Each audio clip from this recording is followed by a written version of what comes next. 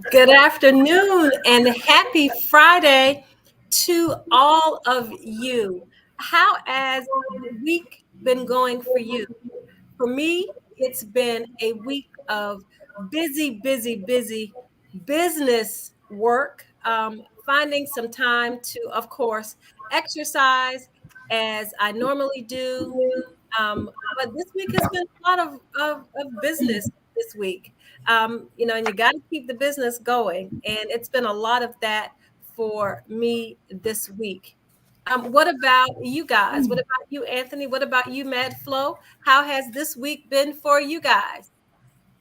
Hey, this is Mad Flow. Y'all hear me loud and clear? Absolutely. All right. Maybe some people that's on the line probably doesn't know what think I'm a crazy person. Mad Flow. No, I'm not crazy. It stands for making a difference for life and others. I'm not crazy, but I am mad about helping people to understand how to make their money work hard for them. And I have been doing something different myself as far as my health wise, and it's been working real well for me. So I started this intermediate fasting, Mm, and 11 o'clock, I can't eat anything before 11 okay. and nothing after 7 p.m. So I started Really? on the 3rd and I've lost 4 pounds so far. Are you kidding? Feel a whole lot healthier. And I make sure that what I eat something that's going to be filling. So I make sure I Mhm. eat my proteins, my grains, the fiber. The first thing I put on my stomach when 11 o'clock gets here, I'm making sure it's fruits, and something healthy, and it's working. I love it. I feel so much energetic, and I'm going to start. I'm still doing my hula hooping every morning, 30 minutes What? incorporate because I have that Mhm. energy. Yeah, I'm going to yeah. start incorporating my walking again, like I used to do. Get up 6 o'clock in the morning, 5:30 in the morning, and walk for 5 miles. So I'm gonna start that back. But 5 miles. You are yeah, a yeah. health, you're becoming a health guru. Well, I've been doing it for a long while. I just kind of slacked off. But the key is this 5 miles. I leave my home. Mhm. And when I leave my home, I don't go to the park or anything.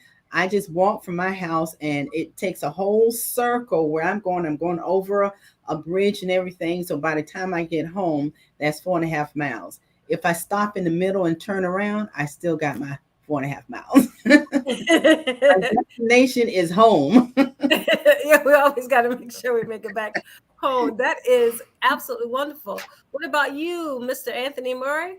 How's Well, this week been hey, for you? how's everybody? How you doing? Great, absolutely great. All right. I'm missing our girl Tanya. I'm really missing her.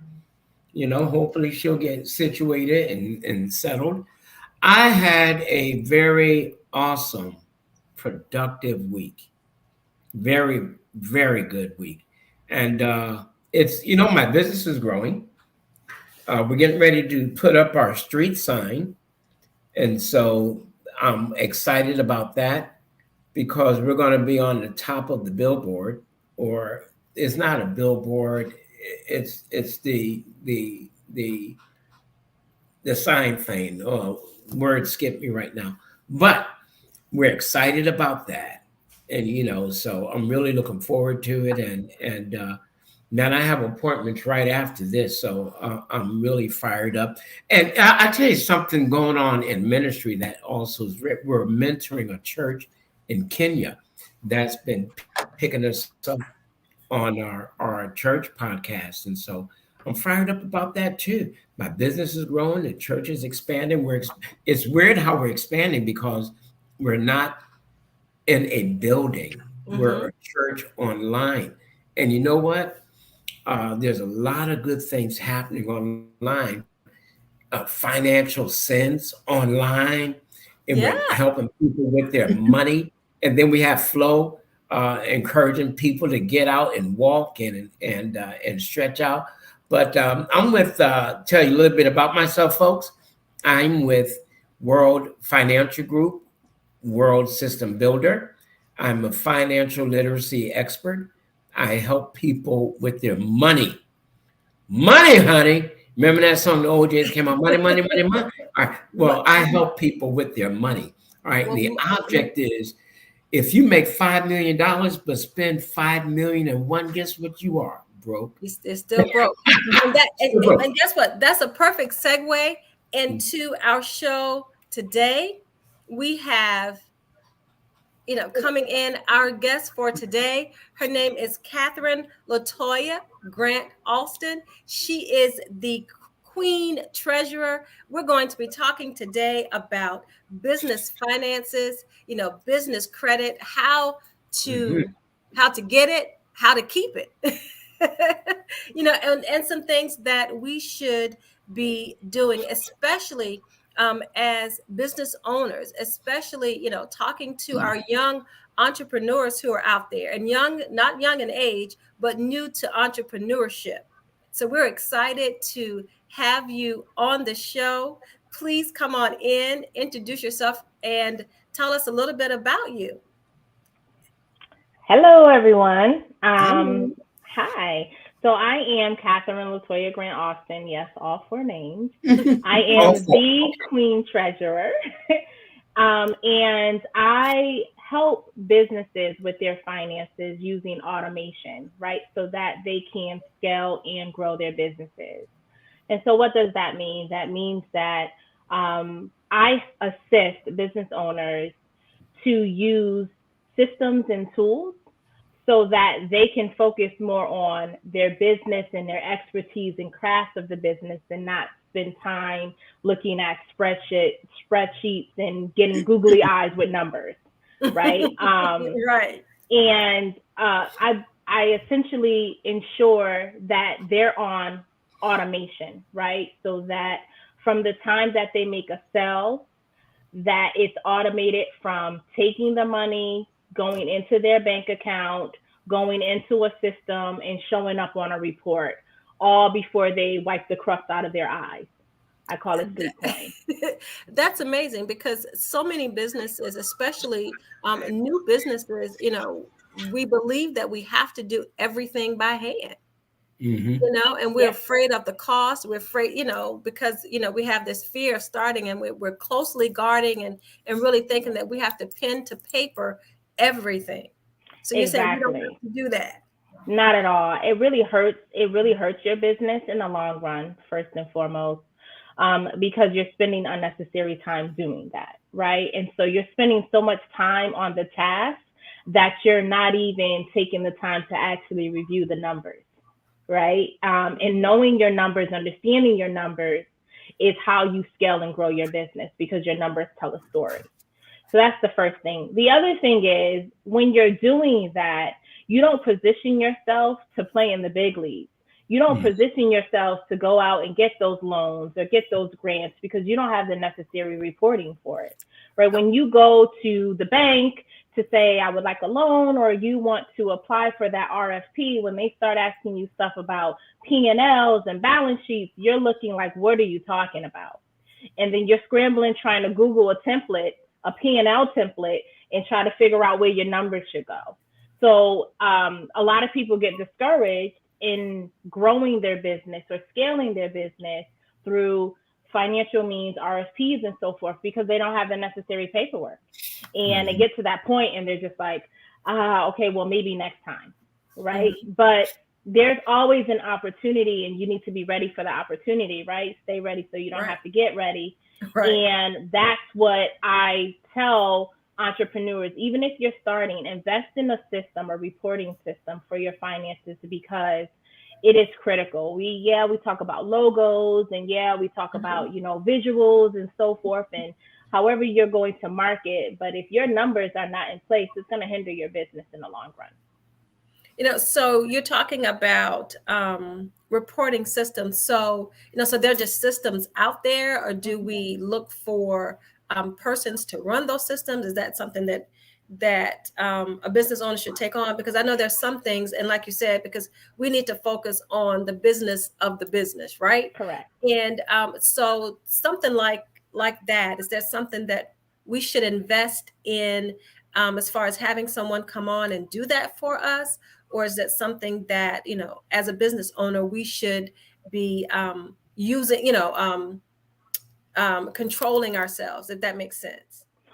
So I think it's both, to be Okay. quite honest. I always tell anybody that I work with, especially those who come through my course, and doing their business finances, you need to learn first before you outsource, right? Okay. Because there's nothing worse than outsourcing and not being able to understand if someone is being malicious with your numbers and your reporting, right? You want to understand what is going on. And even if you're not the numbers person, even if you're not the individual who is savvy with technology and systems, you still need to know enough to know if something looks funny. And so one of the things that I teach throughout the course is I use QuickBooks because I just think it's really people friendly, right, from a user interface, and it can do just, reporting, or it can do your invoicing, and it can do your payroll, right? It's a system that you can grow with as an entrepreneur. And so one of the things that I teach in the course is literally you go in, make sure that your bank accounts are structured in the right manner, connect your bank accounts. I show the reporting. I show the 3 main reports that you should know, and how to pull them. And then we start looking at the data, right? And so the whole point is to ensure that you learn the system. And then once the course is over, it's 8 weeks. Once the course is over, you can decide if you want to enroll in a membership in which you get a monthly one-on-one, or if you feel like you got it and you want to go ahead and do your financials yourself. But either way, you walk away with the system and your finances being automated, and you know what you're looking for. That's the key. All right. So let me ask you a question. Is this something that, do you provide the software, the QuickBooks software for the people as part of the course, or is this something they just invest themselves? They invest in themselves. How do you do this? Is your course, say it could be one sitting or one whatever period of time, and could be extended on? So elaborate a little more on that. No problem at all. So I've been in this industry for a long time, and I have the opportunity to actually work with QuickBooks. And so for my clients, I'm able to offer 30% off of 6 months of your membership. And so any plan that you choose with QuickBooks online, and you could see their pricing for 6 months, I'm able to offer 30% because, again, I built that partnership. And after the 6 months, right, and you have your system and so forth, then you go into their normal pricing. But it is a system in which you determine what plan is for you. So you can go with a very basic plan where you just want the reporting, or you can go with another plan where, okay, you want to invoice your customers, right? So it depends, but they have the plans and they tell you the features. Mm-hmm. And you're able to enroll. And so it is a monthly cost, right? It is something that you should have in your budget. And again, anywhere from $12 to $80, depending on, what you want with your system. And so you would enroll and you will have that system. You will own your finances, right? I know a lot of people who go into this process and they get an external person, and the external person owns their finances. So if you decide that you want to break up, right, with your bookkeeper, they have your information and you're not able to transfer it unless you ask them for some type of ledger download. So I don't want to use all of these terms, right? So I don't encourage that. Relationship. Exactly. And that's so true. And we do have those issues when we break up with that relationship. But let me ask you this, and I know we're talking with, we're going into your program and what it is. But let me ask you this, and I don't know if we really covered that. Why did you start this business? What did you see, as issues that actually made you want to do this? So I am the CEO and co-founder of Art Financial Solutions. Oh, this way. You see, I'm like this way. Yeah. And so we actually started in 2011 with financial literacy. So, Mr. Murray, I'm here with you heart to heart because we definitely need to ensure that individuals are financially literate right? And so we would go into schools and we would do presentations, and we would go to colleges so that we can ensure that the college students were trying to sign up for every credit card that they could.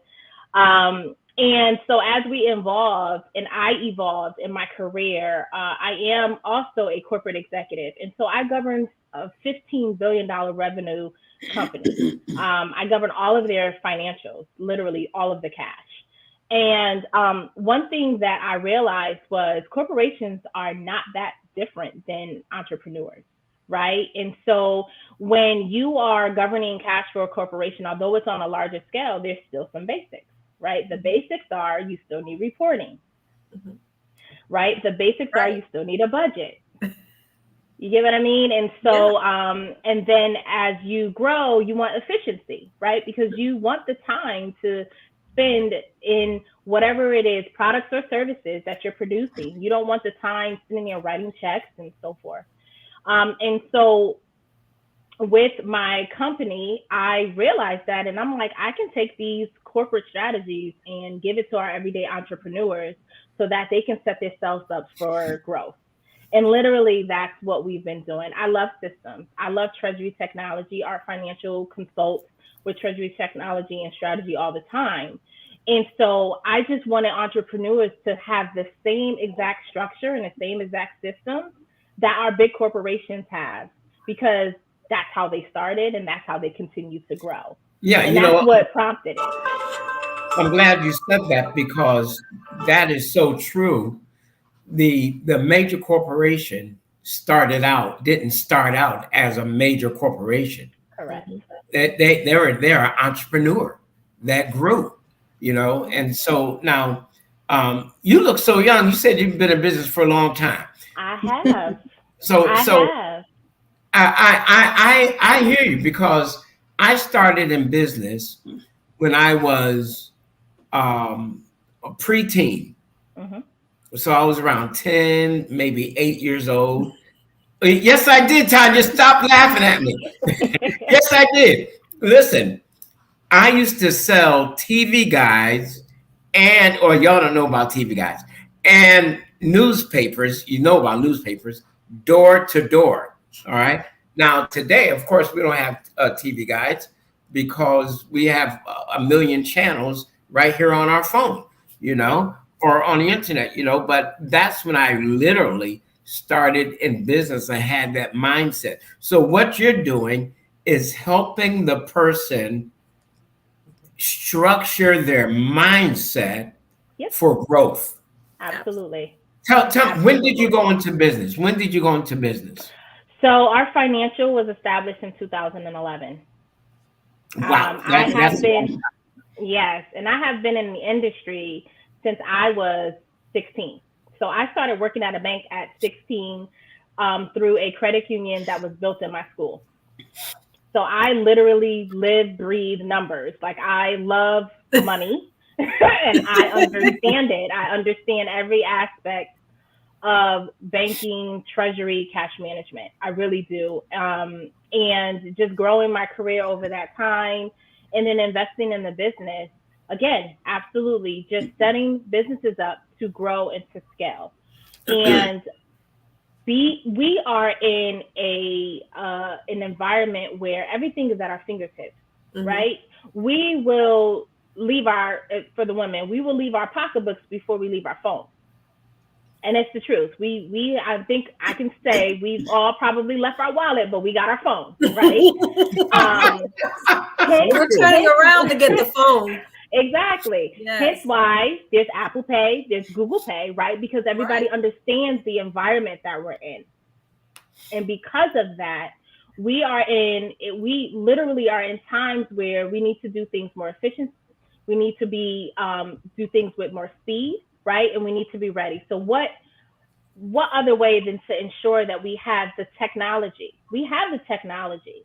I think what is happening, especially with our entrepreneurs, is that we're so focused on how things look, and we're so focused on, maybe how we should be appearing, or, just the visuals of everything, that we don't realize the meat and potatoes of a business is the finances. It really is. It's the one thing that is going to either grow or crash, right? So at the end of the day, a business doesn't fold because the logo doesn't look well. A business folds because of their finances. And so it's about structuring the mindset to say, you look at these multinational billion-dollar companies, understand the foundation. I want to teach you the foundation. That's very powerful. You said foundation. See, that's a critical word. You said foundation, so it plays on what Renetta was asking earlier about you in business and how long you've been doing this, so now we got a little more history. So your thought then, well, let me ask you, how long is your course? So the course is 8 weeks. And over the 8 weeks, what we do is, the first thing we do is establish your banking structure. And I'm just gonna drop some nuggets because you know what, we family here. I'm gonna give a little bit. Please do. We appreciate it. So your bank. One of the things that people don't understand, excuse me, is your banking setup is not just one account. Right. So when you go into business, they say get a business bank account, and you should. Right? You should not be commingling. So if you don't have one, your first step is to get one. But really, you need to have 3 or 4. And the reason why you need to do that is because you need to mitigate your risk, right? And I have to say it that way, but I'll break it down. So essentially, most people are doing business online. Doing business online is risky business. Right? You don't want to accept cash because that means you have to go here. Like you're literally limiting how much you can bring in by accepting cash and, accepting checks, because you have to be present and available to do those things. So 9 times out of 10, you're doing business online. Because you're doing business online, it's just a risky thing. Right? Anyone can get information. It is a time where everything is available to anybody who can get into a system. And so what you want to do is mitigate that risk by separating your accounts. So you should have one account that you're receiving funds in, solely receiving money in. You should have another account that you're solely paying out. Right? So if that payment account gets compromised, you have another account that you can shift to, because you don't want your coins to stop just because, your account got shut down, right? And you can continue on while you work through whatever, the 10-page affidavit that the bank wants you to fill out, right? You should have a third account because at the end of the day, the IRS wants their money, period, right? And so you don't want to have that money sitting somewhere and not being dedicated to them. I always say 4 accounts, but when you're starting off, sometimes it could be costly depending on what bank you're with. So 3 accounts at minimum. Just like I said, receiving account, money coming in, paying account, money going out, and then a tax account. That tax account can be tax and savings. If you are doing very well, you want to have a tax account and then a separate savings account. So that's 3 to 4 accounts. I start with that. So literally, the individuals who enroll in the course, that's where we start. We're like, make sure your structure is well so that you can get all of your coins. And you don't have to worry about being shut down when something happens, when someone wants to be malicious, when there's a breach, right? We've all have heard or even been a part of some type of breach. And that's the start of it. Then we actually go into the systems, because I'm creating a foundation. I'm not just saying, here goes the system, get your stuff together and you're good. Like, no, I literally want people to thrive. So we're starting with the foundations of banking, and then we're moving into data points, and we're moving into, getting that information into the system in an automated way. And then starting to look at reporting, right? P&L, why is it important? Right? What does that mean to you? Balance sheet, what does that mean to you? Cash flow statement, what does that mean to you? I break all of that down. And then we go into mindset, because at the end of the day, business is a mindset. That's right. It is. And, we spend some time trying to shift the mindset. You go from the, my goal is to make $1 million. That's my why. That's not your why. That's not your why. Because when you make $1 million, then what is going to motivate you? Then Yeah. what? That's right. That's right. Or when you're far from making that $1 million, how are you going to stay motivated? That's not your why. So, Mhm. we talk about mindset and that's the flow of the course. And like I said, afterwards, I offer a membership for individuals who they're just like, yeah, you know what, this was some good information, but it's not for me. Right? It's not for me. These numbers look like they just going every which way. Okay, I can assist you on a monthly basis and we work through it. Right? So yeah, that's kind of the flow. And that's why it's so important, because you just can't, sometimes people need to understand what's behind what I'm saying. If I just tell you to get 3 bank accounts, you're gonna look at like, why? But when I broke it down and I specifically told you about the risk factors, now it makes sense. It does. Yeah. So now I know Catherine. you talked about. Oh, go ahead, Flo. Oh, okay, great. Catherine, thank you for being on the show. The information is, valuable, very valuable. And our people that's watching on it, this is what they need to hear. Thank A few you. questions. First, I want to say you have basically solidified my process of 3 to 4 bank accounts, because that is exactly what I have. I only pay out of one. Then I have my business account. I only pay and use that strictly for business. I have one that anything that comes in, that's where it comes into that one account, and then one savings account to save for the IRS, because they will get on your butt. Yes, they will. Yes, they will. That. Hearing that, it made sense, and I try to explain this to a couple of people how I have 4 and how it's set up, and they say that's just too complicated, just too this. I said, you don't understand. Not at all. It's a Not at system all. that works well for me, and you just basically solidified the process that I do. But also, I'm looking here at QuickBooks products. So there's so many. I know this could be confusing for a lot of people if they want to do this on their own and not try to utilize your expertise. Such things as QuickBooks Online, QuickBooks Self-Employed, QuickBooks Online Advanced, QuickBooks Enterprise. All of this, if someone was to go online, I know this would be very confusing, but if they come to you, I know it would be simplified and they would be able to understand which QuickBooks products they will be using with you. So that makes a big difference, because if I was to go and say I want to do this on my own right now, I wouldn't know what to do. I'm looking at, online, the choices that we have, and it's confusing. I would not know where to start. So the information you're giving and the service that you're offering to people is needed, is valuable. Thank you for being on the show. Also want to ask you this. On your fees, what are your fees? And also want to know, what's the largest company that you have dealt with, and what's the smallest company you've dealt with? As far as helping these companies build their foundation with the service that you offer. Catherine, before you even talk about fees, I want to say the same thing with Flo. Thank you so very much for being here today and sharing the information. There are so many small businesses that are out here in the community and out here in the United States that are just not set up properly at all. So Flo was one. I've been in business since 2004, and I'm telling you, I do not have 4 accounts. Okay. And just to learn that has been powerful.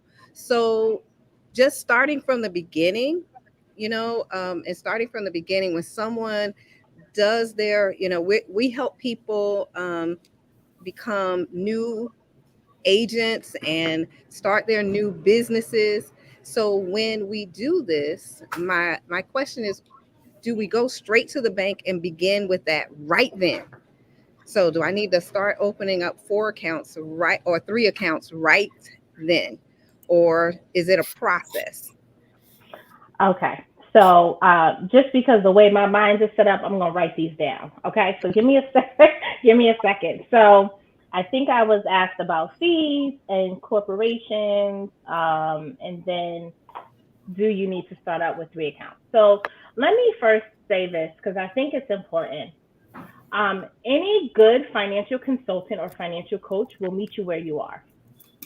Because it's really simple. Either I have what you need, I can service you, I can assist you, right? Or we're not a good fit, right? And if we're not a good fit, a good financial coach or consulting will let you know that, right? And 9 times out of 10, they have someone that they work with that would be a good fit, right? That they know that they can service you. So if you're not ready to start out with 3-4 bank accounts, that's perfectly fine. Because one bank account is better than commingling personal and business, right? Mm-hmm. So at the end of the day, you should do what is, I would say, what is available to you and your financial position at that time, just understanding that this is the foundation that you should be working to. So I hope that answers your question, Tanya. I normally don't talk about fees because everybody has something different, but I will say this. Because QuickBooks, like you said, you go on there and you got all of these different options, and it is a system, right? Once you sign up, when you go into that system, especially if you're in a accountant view, because sometimes they put you in accountant view versus a business view, you can just be staring like a deer in headlights, right? Absolutely. So I do offer a service where I will set up your QuickBooks for you. And that fee, I will tell you that fee. Right now, that fee is $500. And what I do is I send you a questionnaire of your, because I need to know, okay, what banks are you banking with and so forth. Mm-hmm. And then we have a session where we walk through the setup and I show you around the system, your basics, so that you can determine, okay, at least I know where to go when I go into the system and I know how to work, right? So I will talk about that fee. People have different needs. And so what I do offer is a discovery call, and I have paid discovery calls. And I do that for 2 reasons. My time is precious. People will schedule a call and not show up and not understand. But when people pay, right, that means that they're just as serious as you. But if I feel like it is a good fit, right, that money goes towards the service. Mm-hmm. So it is a win-win situation. And then regarding clients and corporations. So because I am in the financial space, I apologize, but I can't talk about that. I can't answer you directly, but I will say this. I have worked with multi-million-dollar, billion-dollar corporations. And sometimes it's just to give advisory, right? It's just like, well, I think you should do X, Y, and Z. A lot of times when I would do speaking engagements at conferences, I would have a line of people coming to ask me questions, right? And so some I ended up working with, and some it's just like, you know what, unfortunately, I can't work with you. I'm very particular regarding the people and the corporations that I work with for reason, right? But I will say that I have a client right now who, when I onboarded, they were 6 figures. And literally we've been working together for, I'm going to say 6 months. And they have made their 6 figures in Q1 because of the information that I'm able to provide based off of the numbers. So it's about the systems and it's about getting the information into the system. But people need to understand that the system tells a number, right? The system tells a story, the numbers tell a story. And so in doing that and being able to have the numbers in the system and look at the numbers each month, it was easy to consult to say, you need to switch this or you need to change this. And if you do that, then you're going to see a growth.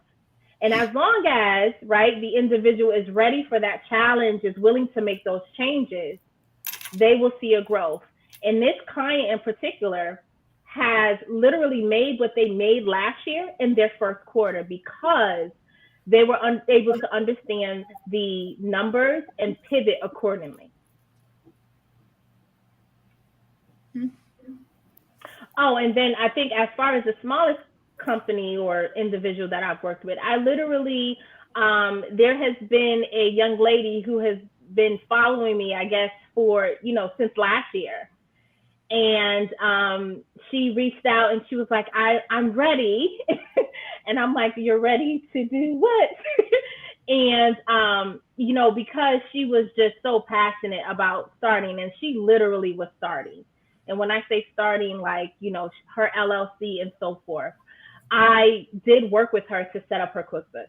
So for me, it just depends on the fit, and it depends on where you are. And then sometimes passion goes a long way. She definitely wanted the service, and she was very transparent. Like, I've saved up all this time following you to be able to just do this piece. And I was more than happy to work with her. So Catherine, tell us about some of the speaking engagements and places you've been lately, because you showing out there. I see you getting a few awards and everything. So brag on you. Come on now. Oh my. So this is where I get uncomfortable. I know that sounds, I think, so I just, Southern household, very humble. But so, okay.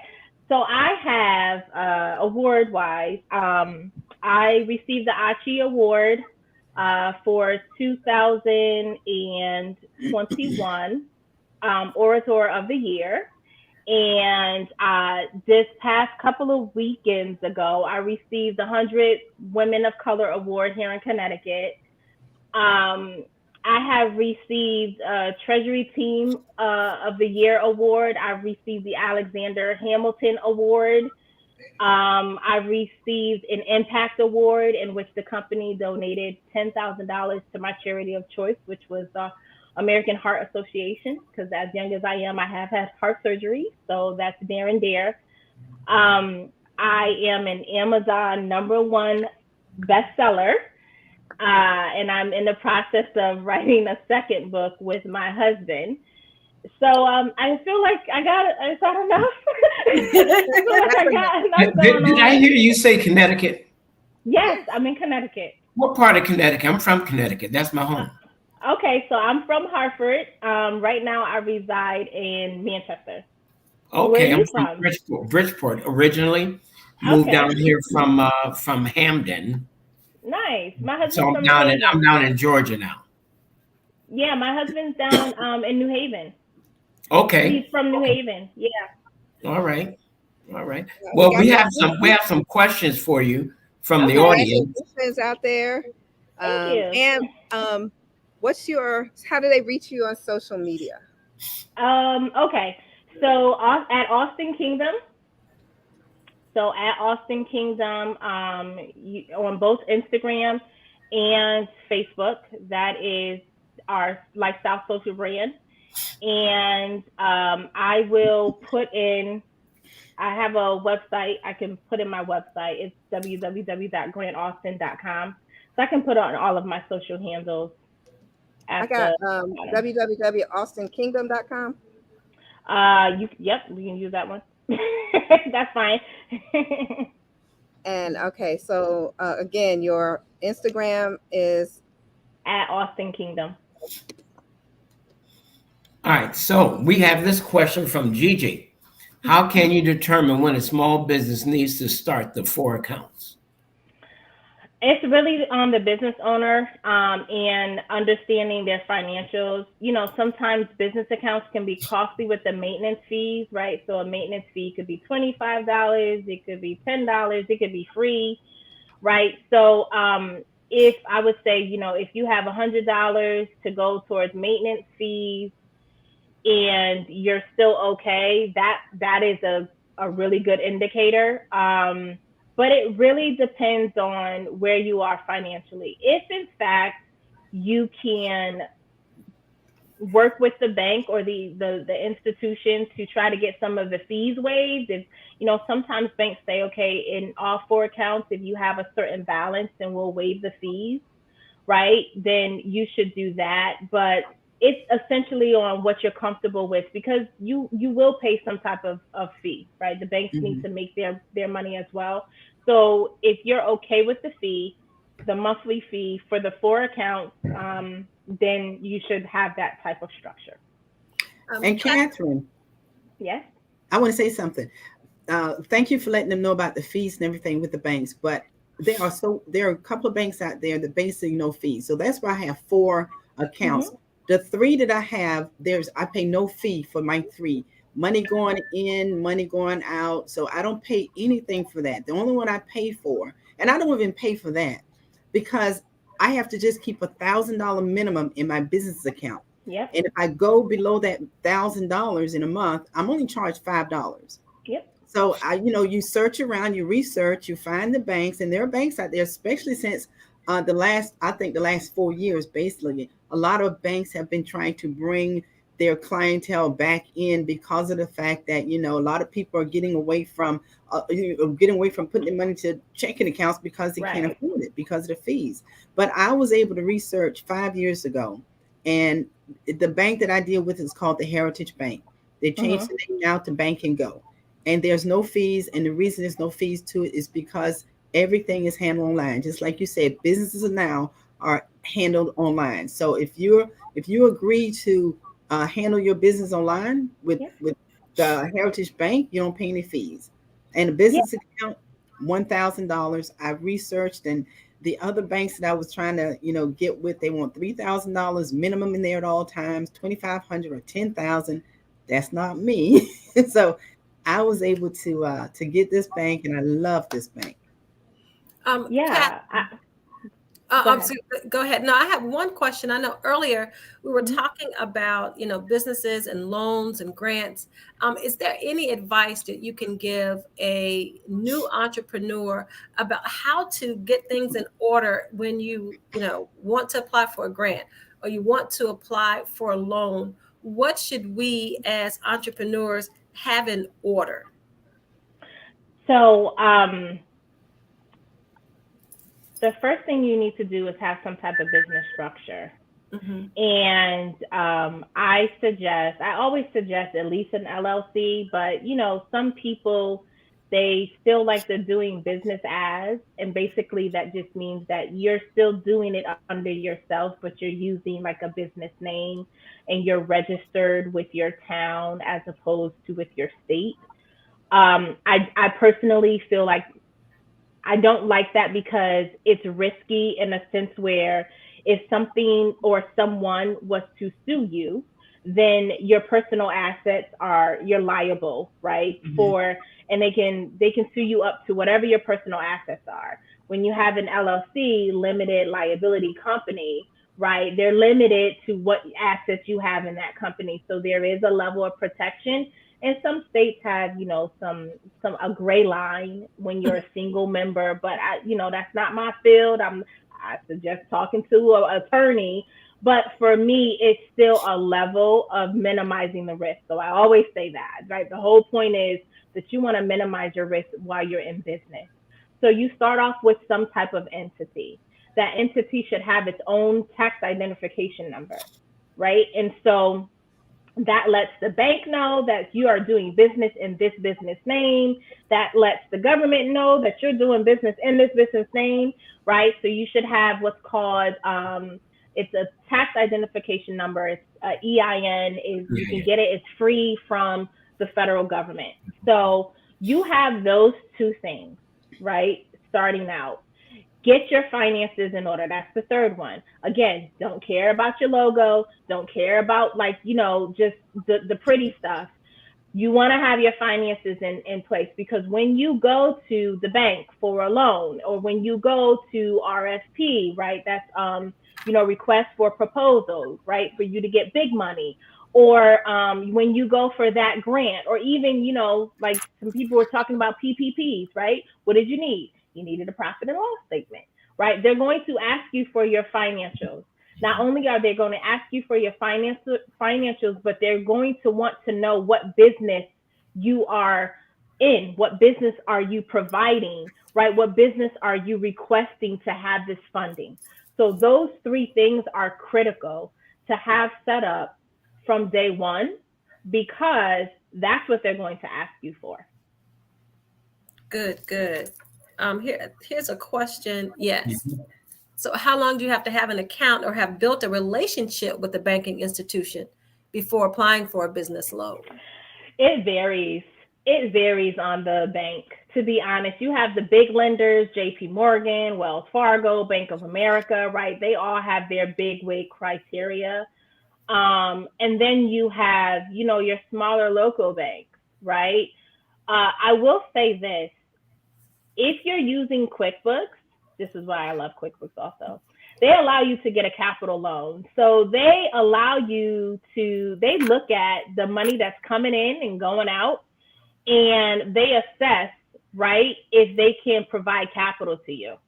Mm-hmm. And they do it simply off of their system. So it's called, in my field, it's called a working capital loan, right? Because they can see all of your receivables and your payables. So using a system, I think Bluevine does it. I think Squarespace does it. Like, QuickBooks isn't the only system. I want everybody to understand. QuickBooks is just the partner that I use. But if you're using a type of system, then a lot of times they allow for a working capital loan. That is probably the best thing that you can do as a new business because, because they can see in and out. Now, there's certain industries that they don't allow capital for. So just know that. But for the most part, it's right available to you as long as you put the infrastructure in place. Yeah, that's a mouthful right there. And that last statement, infrastructure, because most people don't understand that before you have the roof, you have to have the foundation. Yes. If your foundation is crumbling, you're gonna fall. You don't have anything to stand on. Absolutely. So you really help people to lay that foundation and then to build from there. Absolutely. Not just individuals, but you also help corporations. So do you go in, say, to a corporation or even an individual trying to start business and say, oh, all right, y'all are all messed up from the floor up. We need to start over. We need to start over. Y'all just tore up. Y'all, hey, look, this is what's going on. Y'all blew it. Let me help you. I'm exaggerating, but you know what I'm saying here. Have there been times, I'm sure there has been, that where you had to go in and say, this is what's wrong, this is why it's wrong, this is what we need to do? So I will say this. There's a lot of things that I say in my head that I would never say. But one of the things that I realized is that when you're dealing with corporations, right, you have a tug of war, right? You have different areas who want to prioritize what they want, right? And then everybody's competing against the budget, right? Everybody is trying to figure out how can we get what we want, stay in budget, and prioritize and work together. So the main thing, honestly, with corporations is getting all of the stakeholders in the room and basically negotiating to determine what comes first and then what goes next and so forth. The other thing is, and it's so interesting because a lot of people think mindset is just an individual thing. No, it's also corporations and organizations. And I get that. Well, we've done it for this long and it's always worked. And I'm like, it has, but it's taking you 4 or 5 people and you can do it with one. So there are mindset shifts that a lot of times have to happen when you walk into corporations. We call it strategy and vision planning. And we have to determine what do we want to do now versus what are we going to do in the next 5 years? What is the corporation able to invest as far as a system now versus the next 5 years? And you set that strategy. And the key is that everybody has to agree to the strategy and keep the strategy, because if you divert 2 years or 3 years in, you're going to be back to square one, right? In 5 years when you're like, well, this was supposed to be done. Yeah, but you decided to do this instead of what we agreed on. So a lot of times it's going in, and I will continue to say this, meeting people where they are, meeting corporations where they are. You have some corporations and, Again, I never say names. I can't say names. That's just the field that I'm in. But you have some corporations where, they still have the original owners. They grew this business. They're multi-million now, but they want to see every check come across their desk. And I'm just like, yeah, but do you trust your bank? Because if you trust your bank can write the check for you. You get what I mean? And it's just like, well, I want to see this. And okay. Well, if that is in fact exactly what you need, then how about we do this, right? Because you have to come to some compromise. Because at the end of the day, just think about this.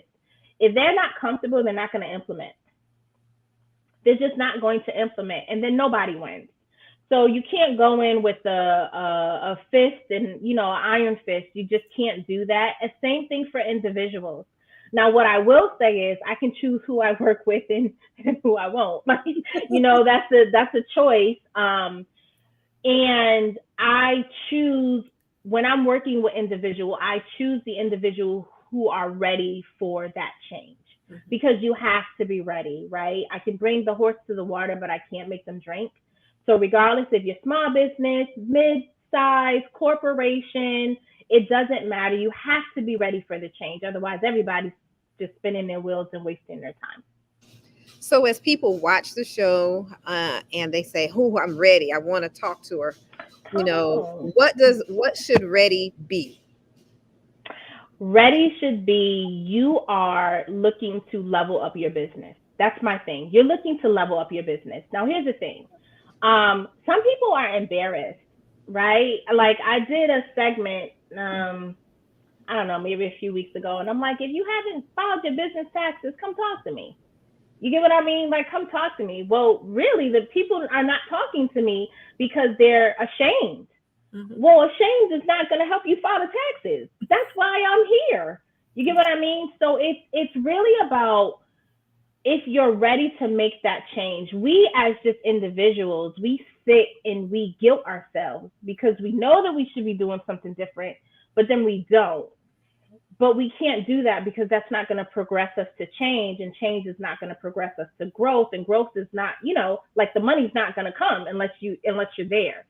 So I always say you have to be ready, make the step. You have to be invested. When people spend their money, they're invested, right? Because you want to make sure that you get your money's worth. And that is what it takes. I, again, have levels. I offer something very basic. And then I have, my VIPs. And it's a matter of where you are and if we're a good fit. Thank you. And I think that part about the embarrassment, not having the confidence, right? You think you're in business, but your mind, and you keep saying it's a mindset. So you think you're in business, but your mindset hasn't yet, quite joined your business. Right. And so understanding. And when I think sometimes when you start to realize that I did this, but I don't know that I was really ready. And so you're talking about it. And I really do appreciate your sharing with our audience what it means to be ready. And you keep saying, you have to be, invested in what you're doing. Because you're right. We get caught up with the aesthetics of the logo and how the website looks. And if that part is perfect, and we kind of bypass, the true digging in, that dive in of the guts behind it. And so sharing that with us today has been invaluable. I mean, thank you so much. Even, I've learned so much today also as an entrepreneur about some things that I should be doing that I'm not doing, and I'm a business owner. And so you've opened my eyes, as I'm sure you are. So I say, I didn't know. I thought I was in business, right? And thought, but it's all about learning, and it's all about understanding and continuously feeding our minds so that we understand how to change the mindset. Absolutely. Mindset is key. If you're ready, then you make it happen, right? We always say that, right? Either you're ready for a shift, you're ready for a change, or you're ready to level up. Either way, it's still the fact that you have to make up your mind to be ready. That's awesome. Hey, look, guys, we got to wrap this up. Our time has just really slipped away. What a phenomenal segment and interview. And listen, Catherine, you are a well of wealth.